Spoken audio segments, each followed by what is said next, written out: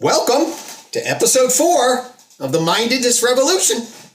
We are back with our discussions about how to nail this thing we call mind or mindedness. Hey, Baron, how are you, friend? Happy to be here, Greg. Super stoked to continue the conversation. I will add, I've been telling a couple of my residents about us doing this podcast, and they are bugging me to get these released. So, all right, it's coming. I've been telling a couple people, and I got no reaction. So we'll see. Now I'm teasing. But yes, I'm very excited to let this one fly when we get it set up, which should be happening soon. This is our 4th episode. And I'll be picking off of the back of what we were talked about last time, and the time before, extending our natural worldview. Okay, which, if you recall, we create, instead of sort of like matter out there, we have our energy, matter, life, mind, culture. And then we did days of the week, all right, and saw that in terms of our complexification, that energy, information, material object, living organism, minded animal, and culture person. And the beauty of that, we argue, is actually that carves nature in a way that allows us to point to mind as a kind of behavior in the world. Associated with sensory motor loop, emerges a Cambrian explosion, brain behavior, stuff that actually should be called kind of behavior, minded behavior. So, mindedness points scientifically to that. But as you and I know, as psychologists, psychiatrists, there's that thing inside. It's hard to see unless you're that thing, right? Yes. You know, what is that? And that's really where an enormous amount of confusion is. That's still a cool mystery. We'll be talking about that some, but we actually don't have the right frame, we argue, that we really, and so this extended view of behavior now sets the stage for a clarifying perspective on what mind is. And so today, I want to walk us through, when we think about mindedness now, what's the territory of that, okay? And UTalk has within it a thing called the map of mind. And it's part of UTalk's descriptive metaphysics. It doesn't mean you go, we're talking about angels here. We're talking about, okay, what's our vocabulary for things like mind and behavior, science, and the world, things like that. So today we're going from, all right, here's the map of behavior, essentially, through the tree of knowledge, and then we identify them, and then, well, what is this territory of mindedness? And so you'll hear people all the time, and even we use it colloquially, oh, the mind is such a wonderful thing, or the mind of an animal, or what actually do we mean when we use, what is that index? Okay. And if that were simple, folks, we would be able to define what psychology was. Okay. It's not simple. It's actually quite confusing, but but we will, I think, give a view that is pretty straightforward. But first, let me tell you why I don't think it's simple, or at least what we need to consider. Okay. So David Chalmers gets really famous as a philosopher. He defines the hard problem of consciousness. He does that in 1995. Shortly thereafter comes out with a very influential book called The Conscious Mind. Okay. And that book starts with a premise that says, actually, wait, there's 2 different definitions of mind that we're working with. One he calls the psychological mind. That's your neurocognitive mind. Okay, that's sort of that neuroinformation processing that's regulating behavior. And he argues that we can sort of explain the world of behavior through this neurocognitive operation. Okay, in fact, that's mostly what base psychology does, base cognitive. Oh, it's a neuroinformation processing that's regulating stuff. Okay, but it is also the case that there's a thing called the phenomenological mind.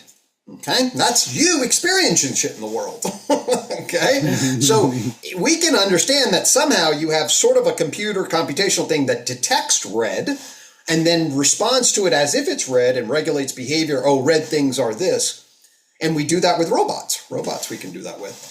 But we can't really understand, or at least it's a different question to say, why does this particular arrangement of matter give rise to the experience of red? That's phenomenology. And his whole book basically says these are 2 different things. They relate, but they also are different. The first fits into science in a pretty easy way. And the second really doesn't, according to him. Okay. And actually, he was building off of Jackendorf, who said that we had a mind-mind problem, which is what is exactly the relationship between the neurocognitive or neurocomputational mind and the subjective phenomenological mind. That's called the mind-mind problem. Okay? Now, I agree that that's an important problem, but I actually critique Chalmers, and you critique Chalmers a little bit. It's not broad enough in the sense he doesn't zoom back enough. He's like, oh, we had a problem with mind, and here is one of them, this mind-mind problem. And then he elaborates on why this is a problem. These are two different things. They're very complicated in relation. One maybe doesn't fit into the scientific explanation, at least as it's traditionally done. Utah zoomed back and says, actually, there's a problem underneath Chalmers' problem, okay, and a problem above it as well. Okay? The underneath problem is actually the problem of behavior relative to mind. Okay? And that's what is behavior and what is mind is actually a really complicated question, especially if you don't have the tree of knowledge kind of view. Okay? Like, where does behavior start? Where does it end? Is neurocognitive activity, is that brain activity behavior in there? Is it not behavior in there? Right? Like, okay, what is that? And then where does it end? Like, if you count on your fingers, one, like little kids, 1, 2, 3, is that all in their head? Or is that in their whole body, right? This is what's called Fourier cognitive science. So one problem that Chalmers, I think, overlooks in this analysis, and I argue the problem of psychology is actually centered on it. He calls the first mind, neurocognitive, the psychological mind. I think that's actually overshooting or not seeing the behavior versus mind problem. So there's a problem underneath. When does behavior start? And when is it regulated by this neurocognitive? Isn't that behavior also? That's one question. And then finally, you have the subject of conscious experience, but what about this mind, Baron? Right? You're kind of seeing my mind right now, this talking mind, right? So you have this other mind, which actually used to be, like in philosophy, like Rene Descartes, many people, even Freud really, the conscious mind for Freud is this thing that I'm talking through, that I'm aware of.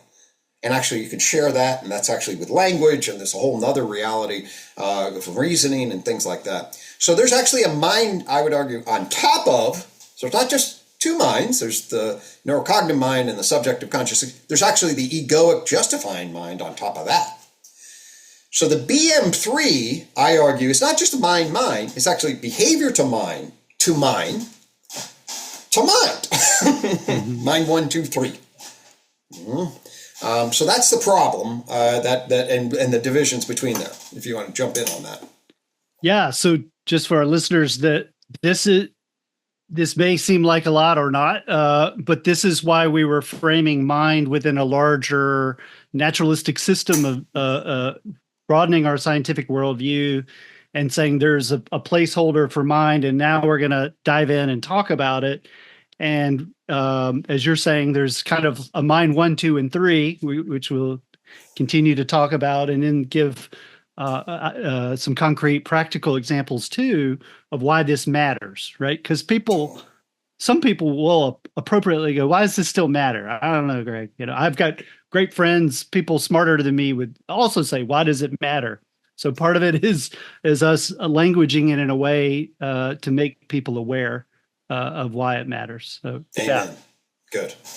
Right. And I guess all I would say is, well, would it matter if psychologists and psychiatrists don't know what they're talking about when it comes to mind? Okay. Well, would it matter if the doctor that was performing surgery on your bladder didn't know what a bladder was? Okay. Right. So just as somebody who works under the hood of the mind, I'll simply tell you as a doctor, I want to know what I'm talking about, and there's a real problem here. So I'm glad. So you could then say, well, I'm glad you guys are talking about it, right? As psychiatrists, psychologists who really need. And then I would say, well, how do we think about it in an everyday world, right? How do we think about this? How do you think about your world a particular way? And I believe, if you go back to the days of the week, I think this sort of like says, oh, well, I can order myself. I can see the world and make sense out of it in a particular kind of way. And that's what I hope we'll be able to do. And actually, it really, once you get the hang of mind 1, 2, 3, I think it will be pretty easy to point to what those things are. Okay, so let's talk about what they are. We could start with the first issue of behavior. Actually means we want to go before mind. Okay, take behavior and realize that behavior exists before mind. There's material behavior, right? Even energy is a kind of behavior almost. And then we certainly get the behavior of matter, material objects. Then we get living behavior. And we have a little parable of cats, where we drop cats out of trees. The dead ones, they fall like matter. An anesthetized cat, has biological, physiological behaviors inside of it. And then a regular cat who's actually hard to get off the tree because he's like, I don't want to drop, and then drops and lands on his feet and runs away. That behavior of the animal as a whole, that's minded. And we're going to so mind that comes out of then living behavior. And it's that system that we want to understand. Okay. And so can I jump in real quick on that? Yeah, please. Absolutely. So for some people that are astute about this, right, they say there's also this living behavior can be quite intelligent, right? And it has a profound biocognitive feature, property, and function. So again, you're nailing that behavior is all the way up and down the stack, and that there are quite intelligent living behaviors. If you watch a plant grow in a particular way based on its environment in a sped up camera, you can see it. There's an intelligence, and we're deliberately saying, and then on top of that, there's this minded behavior connected to having a nervous system. So.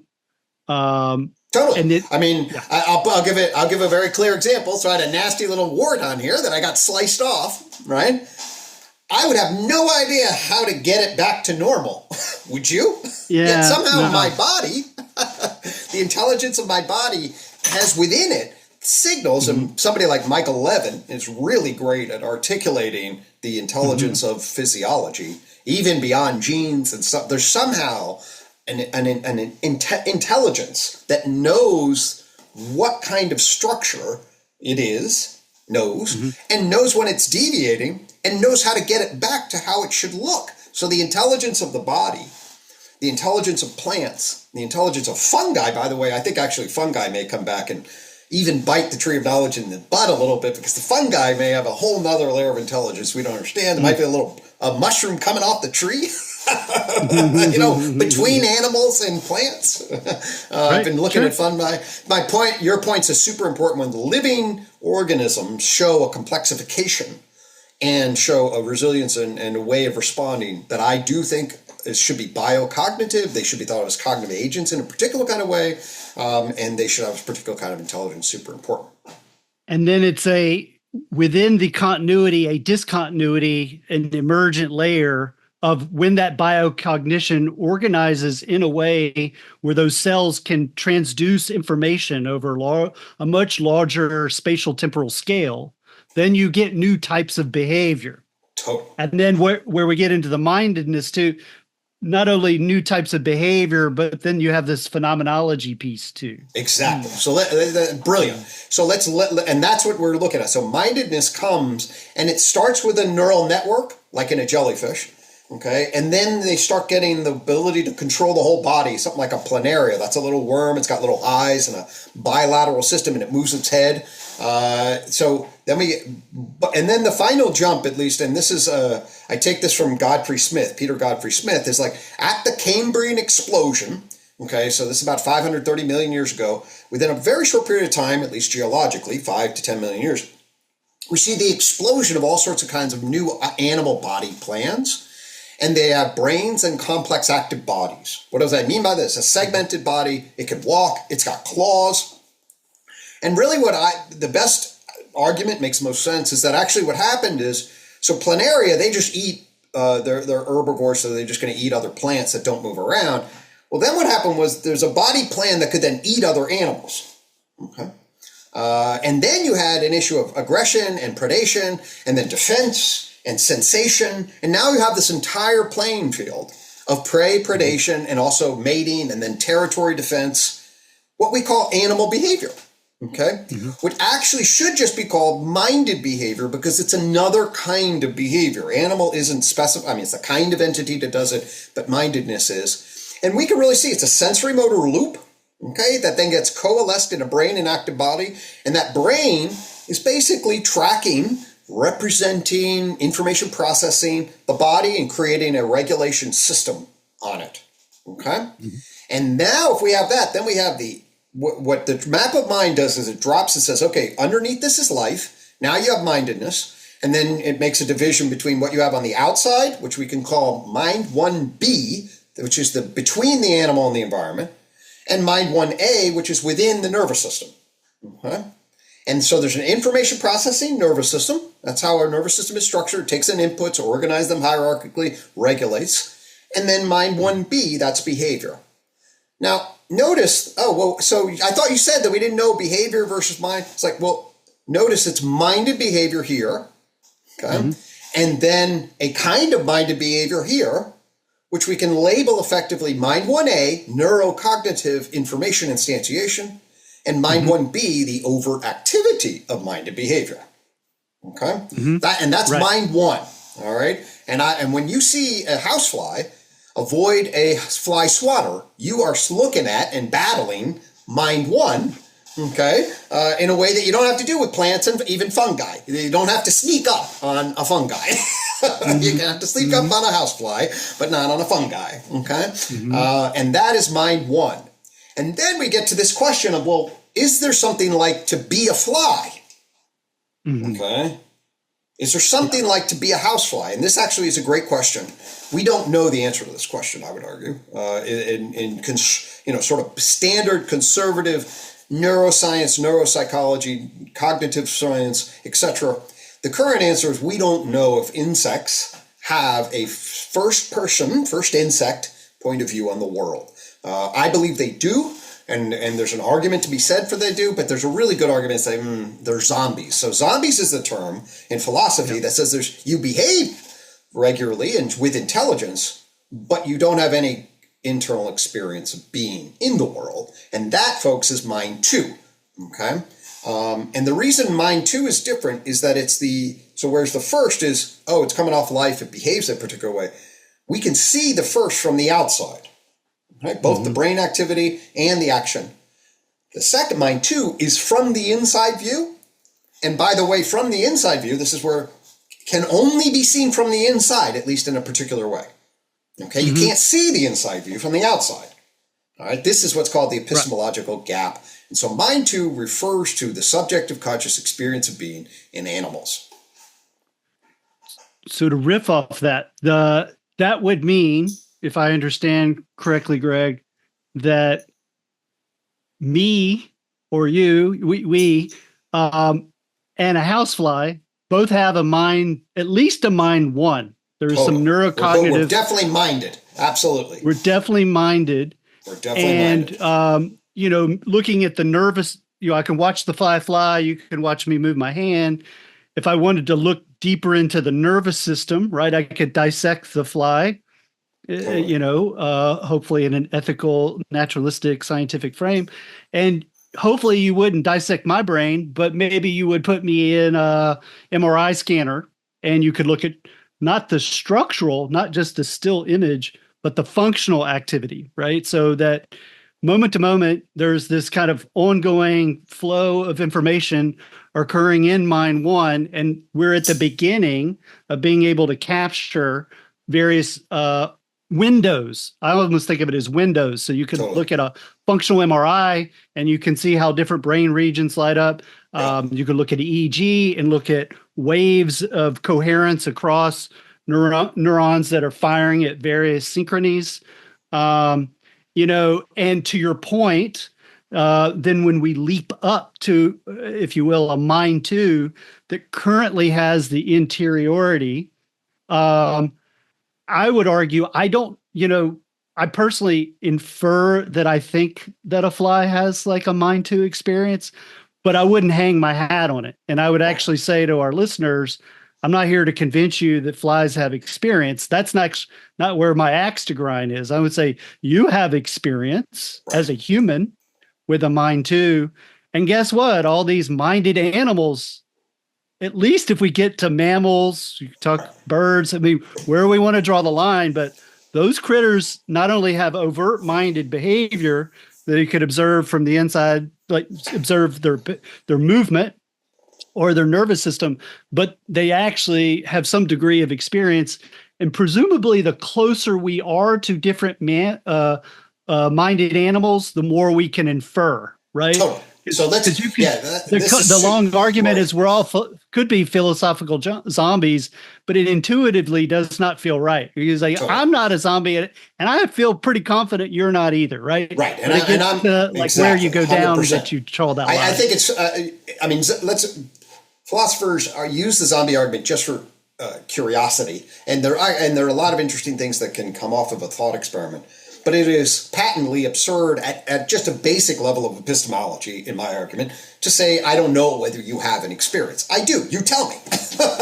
and all of my knowledge is dependent upon what's my knowledge of physics. Do I know the periodic table? Well, I read that other people tell me. If they were systematically deceiving me and lying to me, maybe it is the case that there aren't atoms. I don't know, but it's all of that's really intersubjectively dependent. My knowledge of you is, so for me, that's cool philosophy, but let's stay real. You have an experience. Mm-hmm. I can observe it. I can observe my experience. I know that I dream. I can come back and tell you that I dream. All that'd be really weird if I were a zombie. So let's push that away. Now let's go to my dog. Okay, so my dog Benji. Love my dog Benji. Okay, what gives rise to, when we look at what's called what I call the neurocognitive correlates. Some people just call them neurocorrelates. I like neurocognitive correlates of consciousness, of mind two. What are the mind one correlations of mind two? Well, there's a pretty clear baseline relation between your thalamus. Okay, the thalamus is basically like a secretary. It's organizing all the information, and it develops these recursive loops with your cortex. Okay, and I think it creates sensory recursive loops with the back half of your brain, the posterior hotspot, and I think it makes anticipatory sequences in the front part of the brain, where really a global workspace is and integrated information. We'll throw those terms out there. But the architecture of the thalamus to the back and front end of the cortex is where a lot of our conscious mind two is happening. Okay, I think we could, for us as mammals, and you knock that out like with anesthetics. Okay, you keep the brainstem going, you knock it out, and as somebody's been in anesthetic, I'm gone. You're out. That mind too is out of there when you get under an anesthesia. So there's an example to me of at least, we have learned some really cool stuff. And a mammal that has a cortex and a thalamus and looks around and plays and engages in the world and seems to seek pleasure and pain in particular ways and explore the environment, and has a model of the self, I would argue, we could talk about with that, not a self-reflective model, but a model of mind of the self and the world. Man, that to me is a huge evidence that my dog Benji sees the world, hears the world, smells the world, and feels the world. And I think that we can extend that. So then they get into debate. So most people in the literature, the animal conscious literature, say that evidence is highly compelling when we're at birds, and because birds have similar architecture and their intelligence. Oh my God, the intelligence of crows and parrots and stuff like that. Unbelievable, really striking. Or maybe the smartest animal ever we documented was Alex the gray parrot. Unbelievable creature. So for me, and intelligence is not the same thing as consciousness, but they are related. So mind two, very rich in birds and mammals. It starts to get to a debate when you get down into fish, because they lose the architecture that's so correlated. Now the argument can be made that actually, there's precursors, and the new system gets exapted, and where most of the action happens in humans is where the old system came from, and in the old system it still has this feature. But we don't know, and that's where that is, at least maybe the cutting edge stuff can get to a point where they can make better arguments. For me, I find agnosticism at the level of, say, insects. That's where I am. Open to either way. I lean toward experience and the case to make it. I put it in my book. I'm what's called an early adopter, or believe in the early emergence of mind too. But some people you can argue. I'll give one example, and then we can, because it helps make it clear. There's a thing called blind sight. Okay, fascinating phenomenon called blind sight.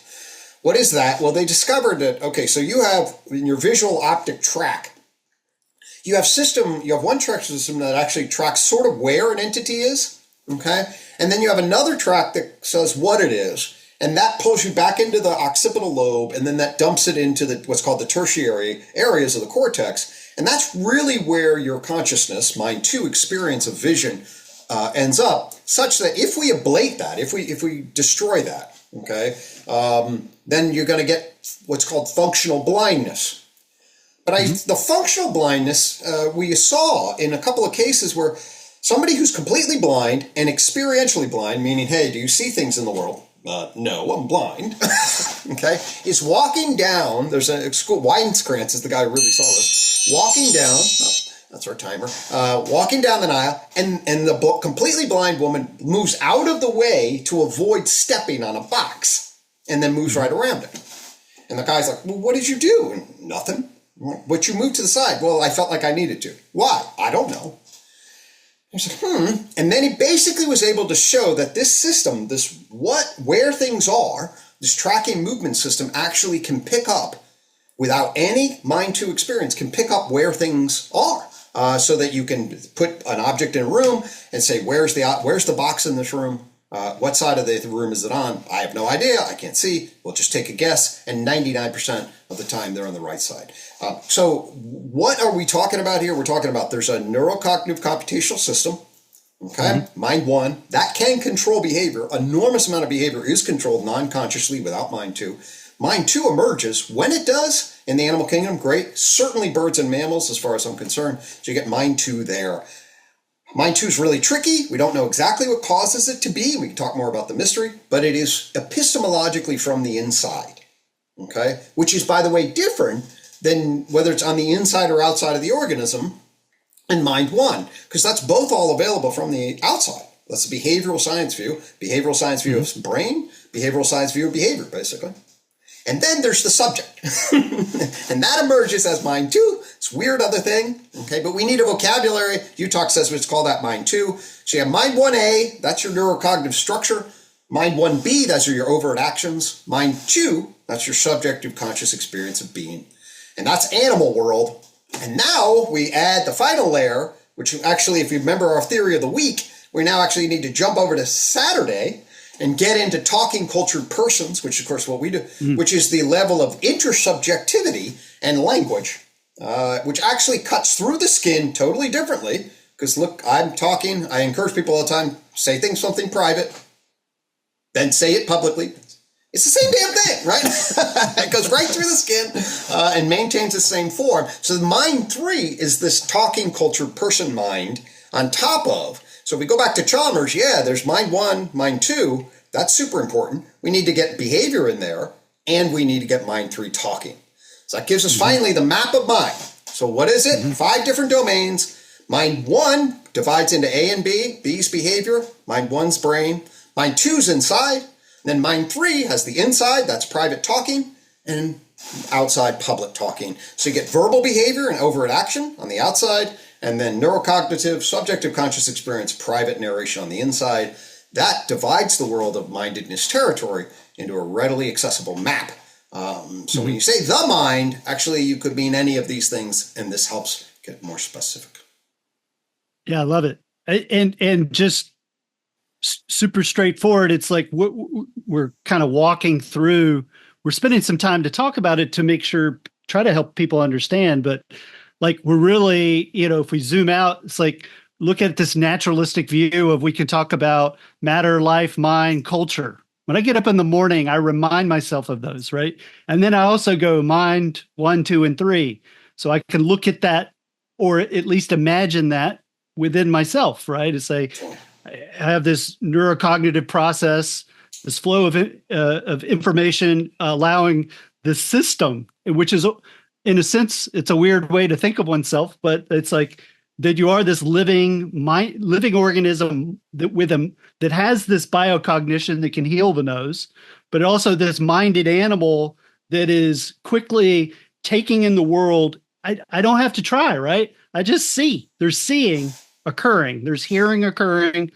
And the system, without me even trying, gives me a sense of agency in a world, right? And we'll get more into exploring that. And then I can think about it, like, and how I think about it are words. Usually there could be images, but they're words about myself and the world. And then some of it I share, right? I share with you, I share with my family, whatever.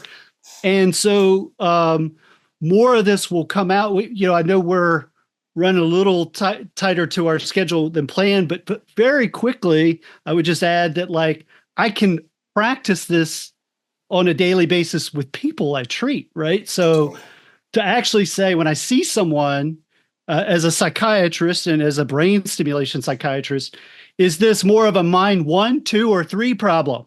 Totally. And by the way, it's usually a combination. That's right. But sometimes I encounter people. So, for example, there's an individual that has malignant catatonia. They have a fever to 105. They're breathing 30 times a minute. Their autonomic system, the living organism is unstable. They can't move. They can't speak. And I give them a brain stimulation treatment to save their life. And this happened today. Somebody said, yeah, I remember you. So the guy couldn't move or speak, but he remembered me. And it was only until he could move and speak. So you almost had to unlock mind 1 pathology so that the rest of mind could flourish, right? Totally. That you could know what he was having through his mind 3, justification of I do remember you. And so I could see somebody and deal with more of a mind 1. Mind 2 is a true validation. So I see people that have a lot of extra experiences, right? They may hallucinate. So it's a very interesting thing. Where is this hallucination? Where is it? Is it out there in the world? Is it in the brain? Like, where is your experience now? Is it out in the world? Is it in the brain? Like, it gets us thinking, right? And to validate people's experience. So very commonly, I will say to people, I believe you, like assurance. I believe you experienced this thing, whatever it is. It's important to say not all experiences are accurate, right? So we'll be picking back up on that as we go to the layers of mind. Right. And then mind 3, I'm like listening to what people say, knowing, and I say this publicly, knowing that people are confabulating. Mm-hmm. They confabulate to themselves first because it's easier to do that. Yeah. And then they do it with me.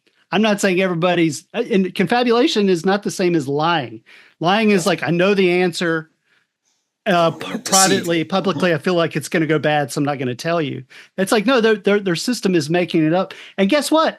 I'm doing that too, right? So we'll come back to that, but trying to stay intellectually honest with oneself is very hard. But to our larger audience, it's like you can very quickly kind of say mind 1, 2, and 3 and get even a rough pass of what those means. Oh, it's how the nervous system is neurocognitively operating. And people are having experience, and then they're having their private thought, and then what they're sharing with you. And that is very practical and important in treating people. You know, we are in a mental health crisis. Is it just and this is where there's mind blindness that, you know, it's just a brain problem. Sometimes it is. A lot of times it's a lot more than that, but there's a brain problem too. And so it gets into how we get into these artificial divides, even within psychiatry, about the biological, the neurobiological, and then the psychosocial, as if they're two different worlds, right? Mm-hmm. So, anyway, that's lovely. No, I really appreciate that. And right, and it would have been really clear if I would have said, "Oh, you want to go into medicine and treat mind 1 from a neuroscience vantage point." Right? That's treating mind 1. We're going to alter the structure, the firmware, or the chemistry, or even psychosurgery, or neurology. All that's mind 1 because it's the core computational structure that we can get in there in the hardware, firmware, right? I'm a psychologist. I don't do that, right? I can work with mind 1B. We can go out. If you got a bridge phobia, I'll sit with you and we will expose you to that, and you'll get exposure to that, and you manage mastery around there, transform your habits along those lines. If you've been traumatized and you get some associations from particular meanings, both at the core experiential level, that's your mind 2 experience, I'll tend to that, and then your mind 3 narrator. And I'll know because I'll be trained. Oh, you'll tell yourself some shit, of which some of will be confabulation, some will be accurate. You'll lie to me some, because that's what we do, lie to other people. And we confabulate, and we tell the truth. And I can have a framework for understanding mind 3, the way it's structurally, functionally organized. In fact, we'll talk some about that. It's a justifying system. And then mind 2 is this experiential subjective model of the self and the world over time. We talk more about that. And then, of course, mind 1 is this embedded nervous system, which is then tracking and regulating the whole organism as its behavior of the animal as the whole. And it's like, that should come to you as no surprise at one level. It's like, oh, yeah, that makes sense. And so that's not super, it's like, actually, it's not the mind, it's just the mind 1, 2, 3. And we can make it as easy as 1, 2, 3, really. I mean, and so that's part of the mindedness revolution. It's like, yeah, just a little tweak, and we can get the grammar and vocabulary right, and map of minds about that. And this whole thing is like, when we do, a lot of coherence can open up. That's right. And it gives us a better chance of not over excluding or overly reducing unnecessarily, right? So you can have a loved one that's having a mental health challenge, and not to over reduce it. It's just a brain problem, or it's just a talking problem. Like you just need more therapy and then you'll be all right. Both of those are over reductions, right? We're over reducing what the mind is, and how humans intervene on different levels or layers of mind. That's right. Yep. And this helps us just keep all of the levels and layers in the right relation in mind. So vocabulary do that. And it is the case sometimes. If you have a fight with your wife, it gets your experiences and you have a justification and then you engage in poor communication, yeah, that's couples therapy. You don't need brain surgery for that, So sometimes that is the case, right? I would hope not, right? But other times, oh my gosh, there's an enormous amount that you can't talk yourself out of. I work with seriously depressed individuals at the level of, like, we're talking major depressive episodes, severe, catatonic. You don't talk people out of that. Okay, there's a fundamental shift in, actually, not even in mind one, we're talking actually in the biology, the biometabolic structure by the time that, and we need to figure out how to jumpstart that from the bottom, and there's nothing inconsistent with that. And there's no reason to pit them together as though, what do you focus on? Well, you might have expertise, but as a group, as health professionals, psychiatry, psychology, social work should all actually be working together and just understand where they fit in the overall complex system. That's essentially what this is about. So imagine that, Greg. Imagine a world where people are getting care in clinics and hospital systems, and our entire mental health field could get some semblance, whether they use this grammar or not, but some layer of mind 1, 2, and 3 nested in a larger, living material and culture person perspective. Arguably, we could start seeing things we've been over reducing, and just saying it's just that or just that, and then people all of a sudden have a place, right? Because if we over reduce, the one that got reduced or excluded fights back, right? They use justification. Well, sometimes it's a brain problem. Like, people need to work on their meaning. And it's like, yes, it's yes, right, right. And why? And we can have a nested network system of complementarity across those various domains. So the last thing I want to say is then to point a little bit to where we're headed with at least a part of this. So you pointed to one of the things, which is, the new vocabulary networks us together, affords us. It's also the case that I want to drop a little seed here. Okay, so we have before, there are actually four different kinds of meanings of B. That's physical behavior, living behavior, brain and body behavior. That's B4. And then there's mind 1, 2, 3. B4, and actually we're pointing to actually mind 4 coming. Like, wait a minute. Is there a way to network and reflect on all of this stuff? So I'll leave that as a teaser, okay? So we're trying to clarify the terrain of behavior down, and then mind 1, 2, 3 in relation. And then wonder about meta reflection on all that. We'll come back to that. That gives us a whole nother perspective, actually, by we get this terrain clear. So mind 1, 2, 3 is the message through the map of mind that maps our mindedness territory. It's also going to give us a vantage point from which for us to meta reflect. And I know, friend, you have a lot to say about that and what it means for our phenomenology, awareness, and whatnot. Yes, indeed. Awesome. All right. So this is great. And hopefully our listeners can kind of just get that sense of, in a very simple way, what have we said in a few episodes? Matter, life, mind, culture, mind 1, 2, 3. And then we're going to go into 4. And there's obviously a lot more we've said, but like you can also simplify it in again, it's like something I remind myself in the morning of, just kind of uploading my own mindware of sorts, right? My Lovely. own kind of justifications about what this is and what's my role in it. Yeah. So Beautiful. All right. The journey continues. All right. you bet. Very good. Thanks, Greg. Thanks. Take care.